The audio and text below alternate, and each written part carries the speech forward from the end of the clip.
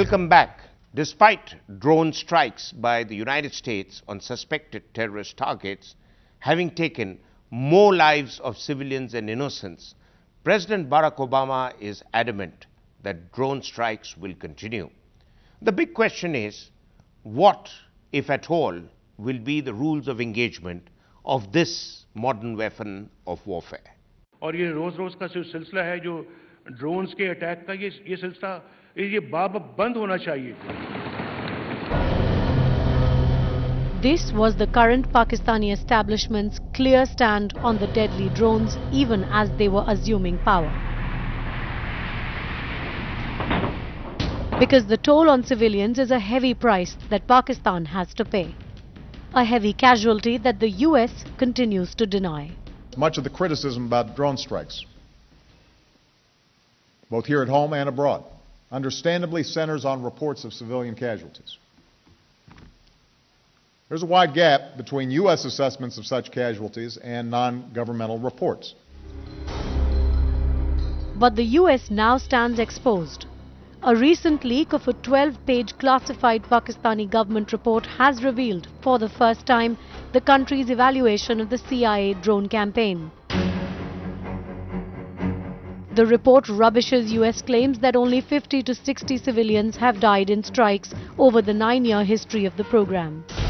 The details of attacks by NATO forces report categorically states that between the years 2006 and 2009, 75 drone strikes were carried out, killing 746 people, of which at least 147 are said to be civilians, including 94 children.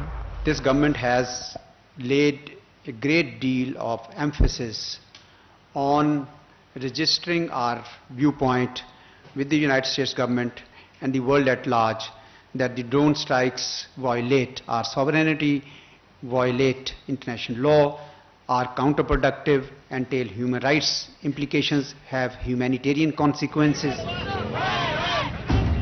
Despite widespread opposition from within Pakistan, the drone attacks continue. Only recently killing 17 suspected militants in Pakistan's tribal areas, an attack the Pakistan Foreign Ministry called counterproductive. The official document has also been saying that the actual number of civilians killed is higher. Their tally estimates the total number of civilian casualties at somewhere between 411 and 890, a count higher than the Pak records. But the team Obama seems to be unaffected by it, going to the extent of dismissing its own courts to review decisions on drone strikes. With an unapologetic US taking the lead, India now is following suit, with an eye on both the western and eastern fronts with Pakistan and China. Even the Indian armed forces are slowly but steadily building a formidable arsenal of spy, target acquisition and killer drones or UAVs. We've been using UAVs definitely so far, but we have not used the killer version of it or the combat version of the UAVs so far. For surveillance, intercollection and other such peacetime kind of tasks that are given to UAVs, we have been using them, and we do have a reasonably elaborate plan to bring in these UAVs both on the western and also the eastern front.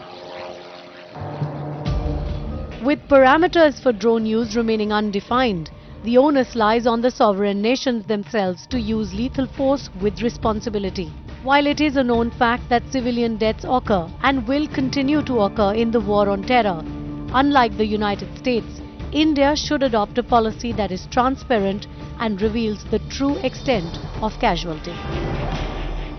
Following the American example, it is now apparent that the Indian armed forces are also planning to induct drones and UAVs. And with us on the show is Dr. Stephen Bucci, a former U.S. Special Forces officer, now with the Heritage Foundation, to answer questions on drones and their future use. Dr. Bucci, President Obama has made it known that drone strikes will continue. And there is a comment in the Guardian newspaper which says that the U.S. would rather kill with drones than have prisoners put in Cuban prison camps. Your views? Well, the people that they're going after with the unmanned aerial vehicles are people that would not be terribly easy to go and arrest and to confine. people that are picked up, say, inside Afghanistan are not killed with drones. We do pick them up and try and capture them if we can do it, and incarcerate them. In this case, they're still incarcerating them in Afghanistan. But if they are in an area that is not accessible to us with ground forces, then we do have the option to use airstrikes of whatever sort we prefer. In this case, we're using the unmanned aerial vehicles. A former Obama aide, John Brennan, has said that the U.S. is planning to move away from CIA-led drone attacks, which gives a certain degree of secrecy and anonymity to the CIA, to military-led drone attacks, which would have greater transparency. Do you feel that's going to happen, and is it going to make a difference? Frankly, it's impossible to eliminate collateral damage, regardless of what weapon system you use. Despite all of our best efforts to minimize collateral damage, when you use military technology, very little of it is as surgical as we like to portray it in our rhetoric. So there is no way to eliminate that collateral damage. You can only do your best effort to minimize it. Drones could be the new favorite weapon of the armed forces the world over. But somebody has to define their rules and how they should be used. And while Mr. Obama is keen to do that, he seems to have used drones, up to now at least, as his signature message in a foreign policy which critics regard as extremely reckless. I don't know if it's reckless policy. As we've said at Heritage before, we think this administration has overused unmanned aerial vehicles as sort of a panacea for their policy. I think it's perfectly legitimate to use an unmanned aerial vehicle in the same way you would use a manned aircraft. There's really very little difference other than where the pilot sits. In one, he sits inside the aircraft. In the other, he sits in a remote site controlling it. These are not autonomous robots that fly out and make their own decisions. They are essentially piloted. They're just not piloted from inside the aircraft. So in that regard, the rules of war that exist for any airstrike should also exist for the use of unmanned aerial vehicles. You don't need a separate set of rules because the pilot isn't sitting in the aircraft. Until now, the U.S. has largely used drones on suspected terrorists and terror groups. But there is a view that after the U.S. withdraws from the AFPAC region, drones are likely to be used the world over for gathering intelligence and surveillance.